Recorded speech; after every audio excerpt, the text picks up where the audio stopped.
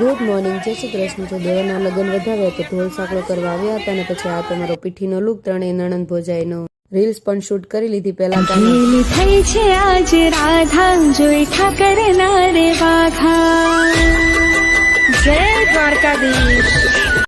Finally કેટલા દિવસથી wet કરતા હતા, દિવસ આવી ગયો. અમે ત્રણેય દરાણી જેઠાણી બેસી ગયા એટલે એમાં કેમેરાવાળા ભાઈ પોઝ આપી દો. મેં કીધું પોઝ મારવામાં તો પહેલો નંબર છે અમારો.